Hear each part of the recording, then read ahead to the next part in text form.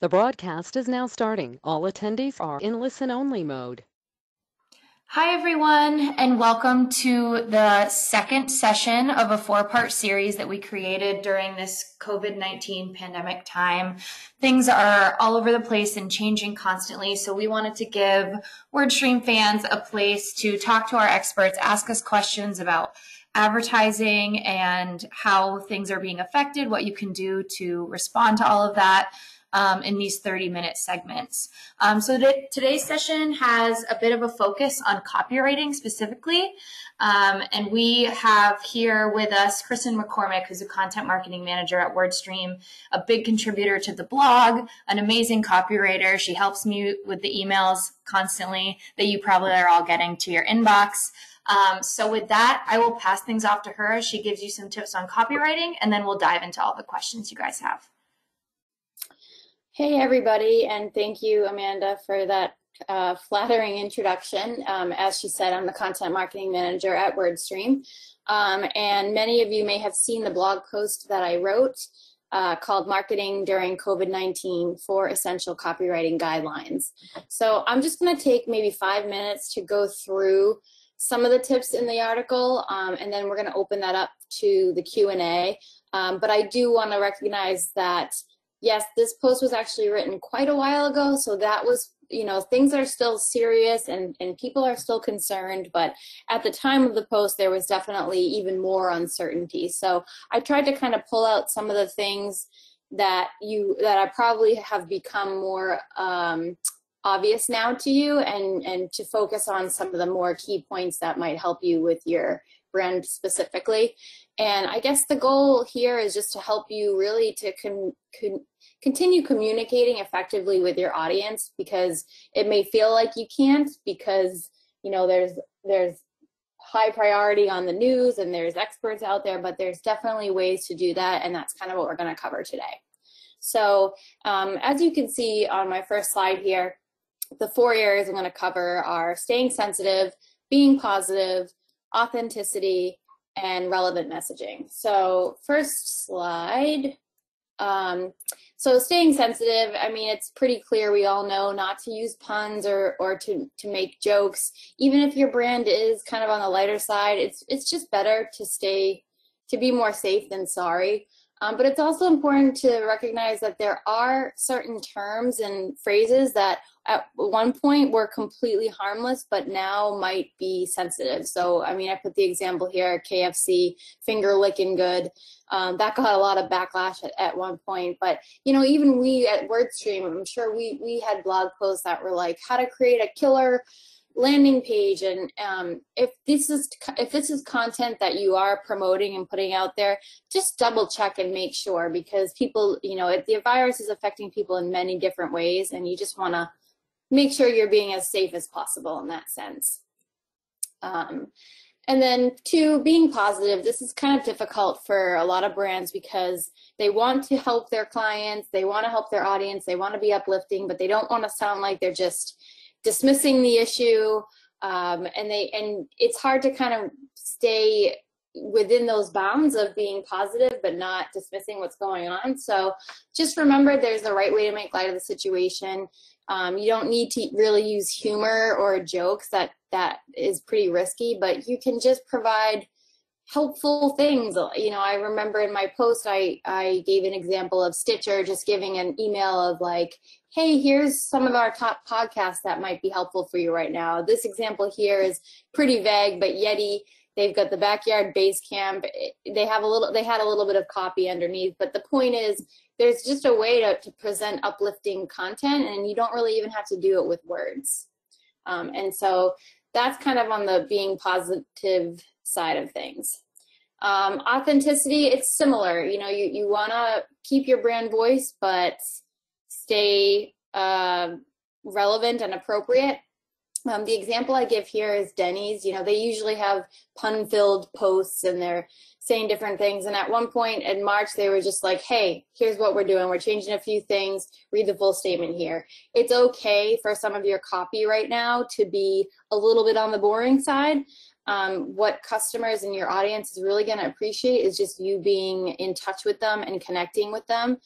And not necessarily trying to make them feel better or find out, because different things are going to help different people feel better. So the key here is a casual tone is usually emphasized in copywriting.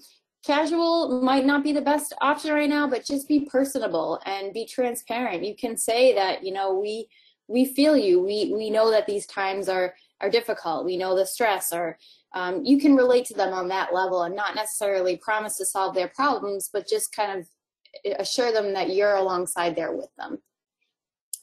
And then fourth is just the relevant messaging aspect. So copywriting, a lot of times, or one of the staples in copywriting, is you're trying to get your audience to act, and there's always kind of, you want to have a sense of urgency, like sign up now and do this before it's too late, and that's still okay, but just remember that with regard to COVID-19, and the testing and getting treatment and the economy, those are the completely high urgency items right now. So just pay attention when you're writing things, you know, like do this before it's too late.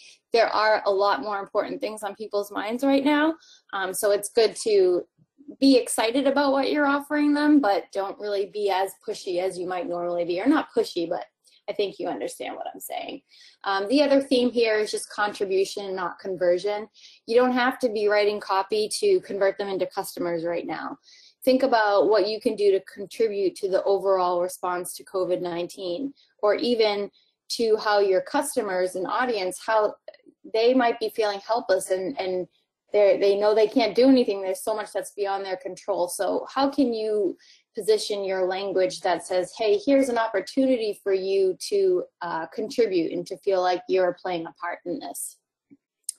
And then just be versatile in general. So modify your offers so that you're not having to change things constantly. There's different rules and regulations that are happening. So especially if you're in the food industry, obviously, for a while there, the prime example would be, rather than saying get more, if you're an agency and you're advertising to restaurants, rather than saying get more customers in your doors, it might just be, you know, get more deliveries, or you can just really generalize it, like have more happy customers. And then as far as versatility, what I mean by that is if your content is dynamic and is able to be changed out, try to keep it as versatile as possible so that you're not having to go back in and change things constantly. So whether it's your headlines or your image captions or even your advertising, your taglines, try to keep that as versatile as possible as well. And then the example here is just Coolidge Yoga. They say go live with online Coolidge Yoga, and to feel good, do good. I mean, that's a pretty generalized outcome. It's not like come in and be transformed, or, you know, take away all your COVID anxiety. It's like, it's general. So, and then that way your audience can interpret it in a way that makes sense for them. So that's kind of my spiel. And now I'm ready to answer any and all questions you have on COVID-19 copywriting, or not COVID-19. Awesome. Thank you, Kristen. So that was kind of the quick hit of like the summary of the blog post she wrote. And obviously, as she said, things are changing every day. So now we have time for you guys to answer or ask questions that we can answer in terms of marketing, copywriting, anything that's kind of on your mind right now in terms of COVID-19 and advertising. So let's see, there's been a bunch that have come through already, and some people submitted questions beforehand. So thank you to everyone who did that. It seems we have a few agencies on the line. One agency is wondering, I'd love to find out how other agencies and maybe what WordStream and the experts here have to get and keep their clients. They have worked primarily in the travel industry in the past, and so they're kind of struggling right now, but would just love some tips on how agencies are marketing their services right now and what you can do for that. Yeah, so obviously clients their budgets are kind of tight, and they may not be looking to, they might not even have relevant services right now. But for an agency, what you can do to help your clients is really help them to focus on being, what can they do now to be creative and to stand out and be authentic, and also you can focus on helping them to get themselves set up for when the economy does open up or when their business does open back up again. So you can't promise anything. You can't say that this is all going to pass and you're going to succeed once this is over, but you can offer to share your best tips to get them, you know, on the forefront of when things start kind of opening back up again, if that makes any sense. Yeah, definitely. And I think, you know, whereas in the past you may have relied on, you know, the conversions and the revenue and the profit that your agency can provide a client. And now it's kind of shifting that approach and saying, you know, this is how we can help you prep. Like Kristen just said, like, let me give you a consultation and see where we can make improvements currently to set you up for success later, taking that consultative approach and offering audits and things like that to prospects and clients to help them feel comfortable and trust your expertise rather than talking about conversions and revenue the whole time. So I think that's kind of a good pivot too. Definitely. Let's see what else we have on here. Do you have any suggestions on, you know, the balance of how much content should refer to COVID-19 versus kind of sticking to the status quo or maybe keeping with the regular content that you write? Do you have any suggestions there? Yeah, sure. So one of my main specialties is SEO, search engine optimization. And that is, as I've kind of provided my advice on that, there's definitely a balance you've got to strike. So there is definitely a need for you to write COVID-19 relevant content. So maybe some blog posts, some emails, but you don't want to do that at the expense of your non-COVID or your pre-pandemic content. And keep in mind that this is a very serious issue and it's worldwide and it runs deep, but it is still a trend and it will eventually kind of subside. So you want to keep your non-pandemic strategy alive at the same time. So my suggestion, it kind of all depends on your resources. So, you know, for WordStream, we've got a content team. So we've got the ability to focus a lot on COVID-19 content while also staying in line with what we want to produce in the future. I don't necessarily want to give out a percentage, but you know, say it was 50-50, you could say that you're spending half of your time writing blog posts that answer questions that your customers have or emails, but then the other 50% of your time you're still writing content that is more on the evergreen side of things, and you may not necessarily be publishing it, but you can be stockpiling it. And that's really important because SEO is it's a long-term thing. So what you do now for SEO doesn't necessarily impact now. It impacts what happens 6 to 10 months down the line. And we know that COVID-19 will still be a topic 6 to 10 months down the line, but there's still going to be other things that had been pushed aside that are going to return again. So it's just important to notice with your audience, what are their most pressing questions, and then for you to kind of take some authority too and help them to focus on some of the post-pandemic needs that they're going to have. Awesome. Yeah. And I think that answer kind of goes along with this question too, because someone asked, how long do you recommend businesses continue to market and advertise around COVID-19 and include that in their messaging? And I think that's pretty similar to what you just said, really knowing what your audience cares about and understanding that there is going to be a balance between COVID-19 copywriting and evergreen content. I know for WordStream in particular, I write some of our emails, and I've noticed that people are really looking for that forward-thinking approach and kind of what's next and how are we going to get back on track type of messaging. So we've tried to pivot that a bit instead of being too reactive. So I think it is very dependent on your audience. Yeah, and there's also a bit of a balance. You can create kind of a hybrid of COVID/evergreen content. So, you know, even one of the posts that we had written on, I think it, or even, you know, the free ways to reach your audience during COVID-19, you can write that content focused on COVID, but with in mind that in the future, you may just want to repurpose that as free ways to reach your, that I'm giving an example of a blog post we wrote. We could repurpose that in the future to free ways to reach your audience, and you can take out the COVID picture. So, and that goes the other way too. If you want to be writing COVID-19 content, take a look at some of your past performing content that has done really well and create a COVID-19 version of it. Because there's certain things that your customers are going to need now and after the pandemic. So if you can focus on some of those more evergreen issues, then that can really help you to kind of kill two birds with one stone. Awesome. Yeah, I agree.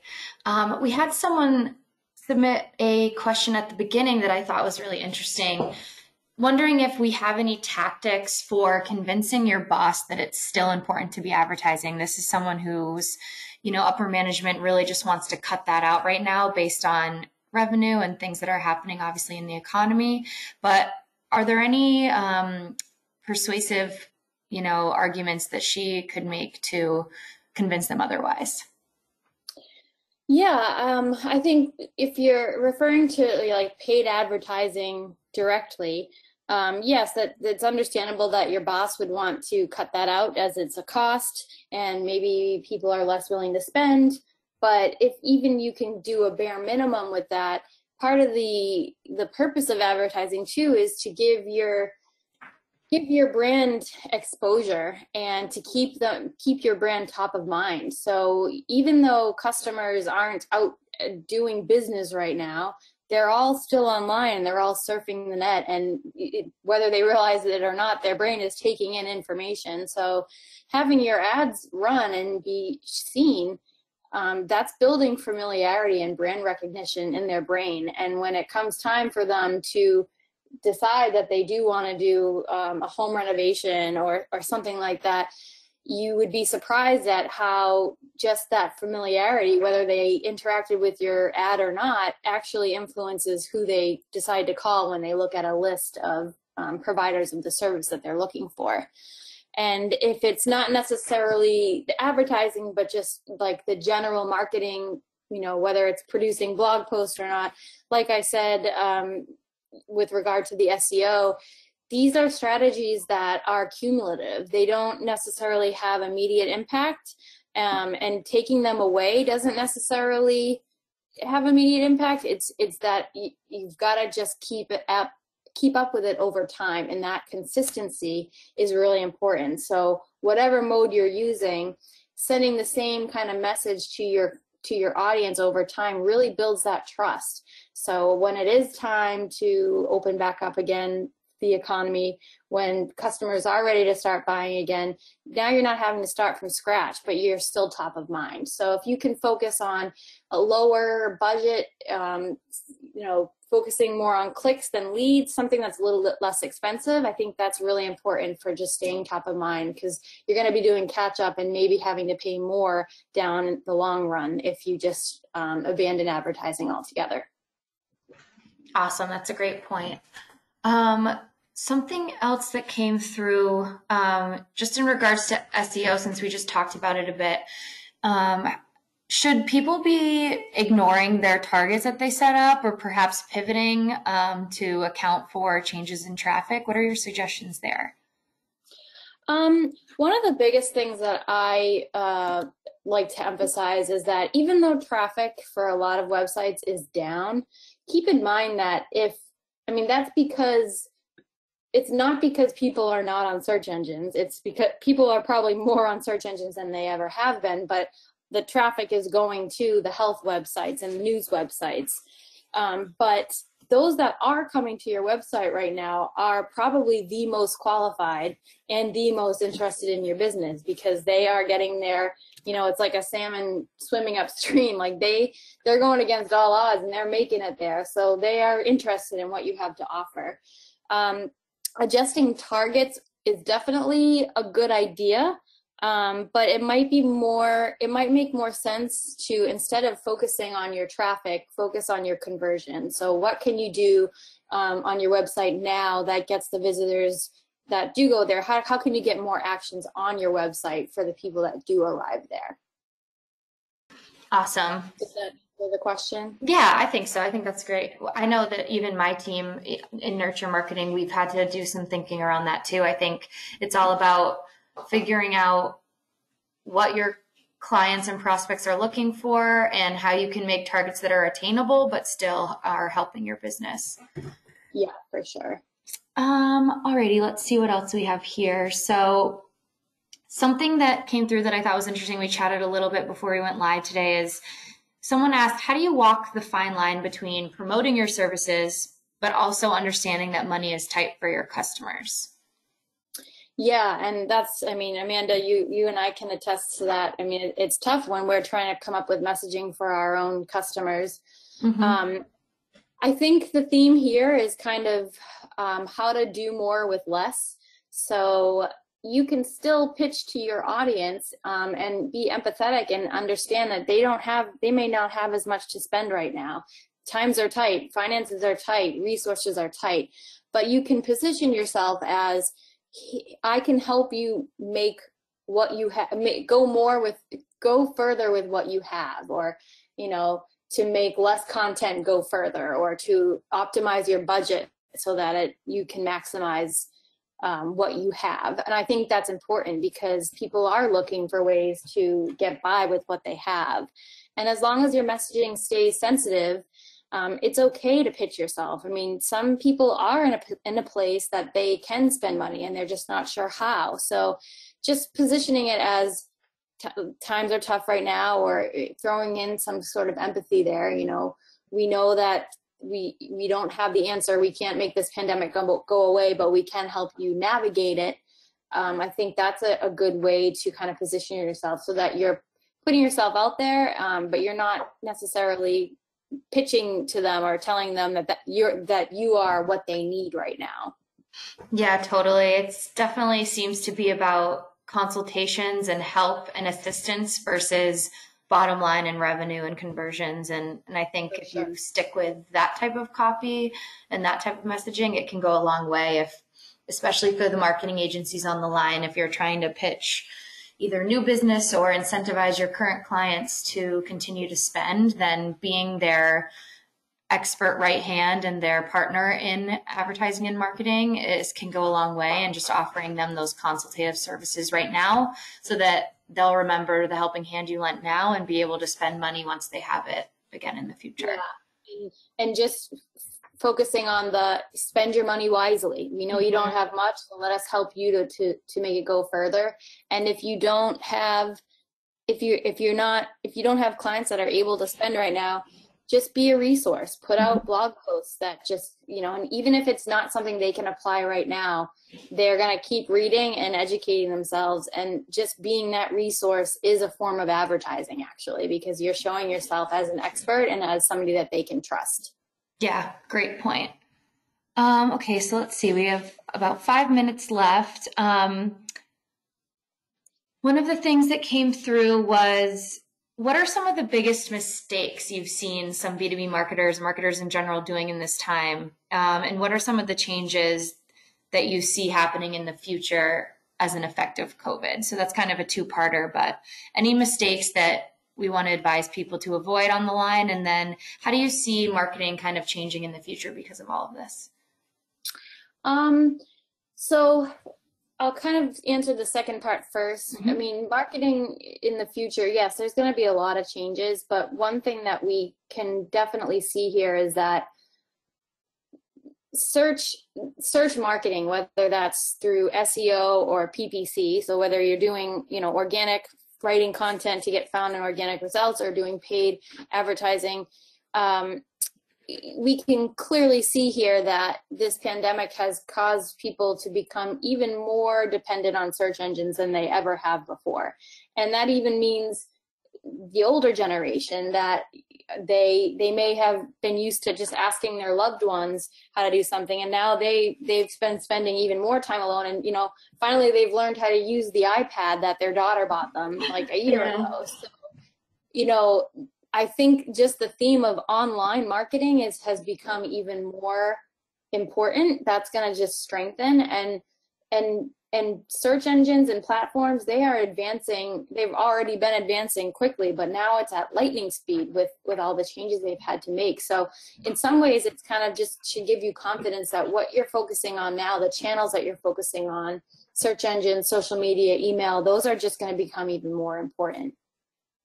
And then the other part of the question, remind me what the other question was. I was just curious if you had seen, like, throughout your research of writing blogs and stuff, any mistakes kind of that B2B marketers have been doing over time. I think, you know, just as a starting point, it could be not following some of the 4 points you spoke about in the beginning of the session, not being sensitive, not showing empathy, continuing to create urgency, or use ad creative. You know, maybe it shows like a big party or something happening at an event company, and that's just not the case anymore. So just like not being present, not updating could maybe be one of the biggest mistakes. I don't know if you've seen anything else more specific.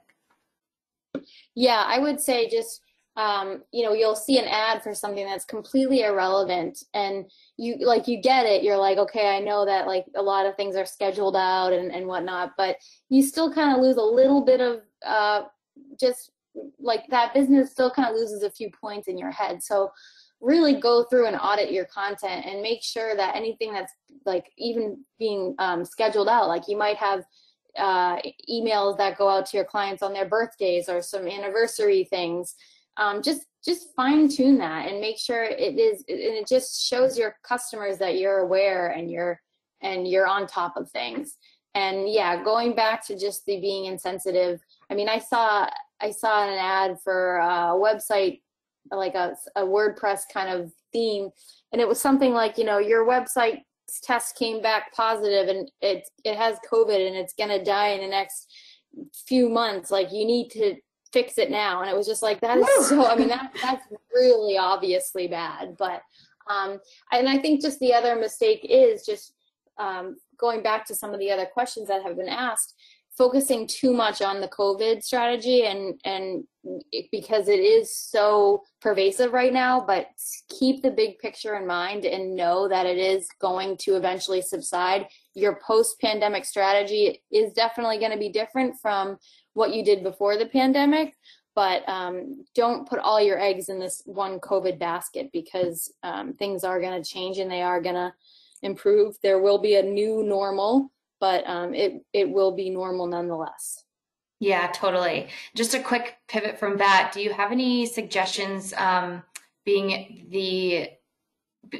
the know about SEO, in terms of updating websites too, that might show insensitive or irrelevant content? It's kind of like if it's been a stronghold, you know, say it's again, an event producer and the website's obviously showing events and parties. Is there anything they can do about that, or should they even? Is it more about the ads? I would say if you have a lot, some people have a lot, or some businesses have a lot of content that it's just not going to be possible to go in and audit and change everything. If you can find a plugin that where you can just put like a blanket message across your homepage, or just put a nice section on there that just says, you know, please check with us before you do this, or just any kind of disclaimer that says right now certain services may not be available. One of those kinds of blanket messaging can be really helpful. And also simple things like if you have a Google My Business account, your profile, they actually have a new option now that is COVID updates, and those will show pretty prominently on your profile if someone clicks on your listing. So there's ways to kind of create blanket disclaimers and blanket notifications so that if people do see outdated or quote unquote inappropriate content that you didn't mean to not change, at least they can understand where, you know, why that's still showing. Yeah, totally. That's an awesome suggestion. Cool. So we're pretty much at the end of the half hour, but I did just want to end with this last question that I thought would be good and uplifting to kind of end this segment with. Someone on the line is wondering if you have any suggestions for sources where you go for copy inspiration or creative inspiration, any maybe newsletters you follow or sites you tend to go to in terms of copywriting inspiration. Yeah, to be honest, a lot of times if I'm going to be writing a post on, you know, ways to do X, Y, or Z, I tend to just surf the web and see, like I kind of just put myself in a consumer's shoes and perform searches that I think the audience would be searching. Mm-hmm. And I just try to find businesses and companies that are doing it really well. And so one of the best ways to produce that kind of content is with the visuals. So I usually, rather than starting with my own ideas and then finding examples, I find the examples first, and then we'll elaborate on, why those are good, why they are good examples. In terms of sources, I would just say, I mean, for me, I don't really keep up to, I don't have any specific sites or blogs necessarily that I follow. But when you're in your email and you see, if you're scrolling through your email and you see a good email and you like the way it's written, I mean, have a folder that just says like good ideas. Mm-hmm. And same with social media, like just save screenshots of things that stuck out to you and see how you can adapt that into your messaging or the way your images and videos look. Yeah, I think that's a great idea. And something I know my team uses in engagement marketing is reallygoodemails.com, which is just an example of different templates and copy and messaging and things like that landed really well. And it's a fun site to peruse when you're looking for inspiration. And that could be copy beyond just the email that they're showing you, but inspire you for your website or social media posts or whatever. And that actually just made me think of one more thing. There's a lot of industry specific, if you type, there may or may not exist for your particular industry or service, but some of them do have templates. So if you type in, like templates for restaurants during COVID, a lot of sites have like little COVID kits that give you kind of pre-designed things or messaging that you can use. And even Canva, they're just like a little easy to use edit. It's for people that aren't designers to be able to produce designs, but they have a lot of templates that you can work with. So do a search for templates for your industry, and like whether it's emails or social media or blog posts or any type of messaging, you'd be surprised at what exists out there.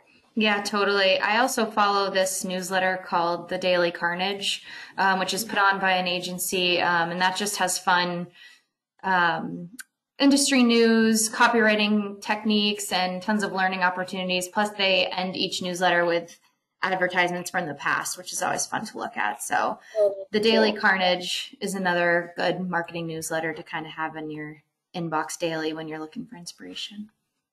Definitely. All right, cool. Well, we're a bit over time, so sorry about that for everyone. But just as a reminder, this was being recorded today, and we'll be sure to send Kristen's deck along with the recording out to everyone after the fact.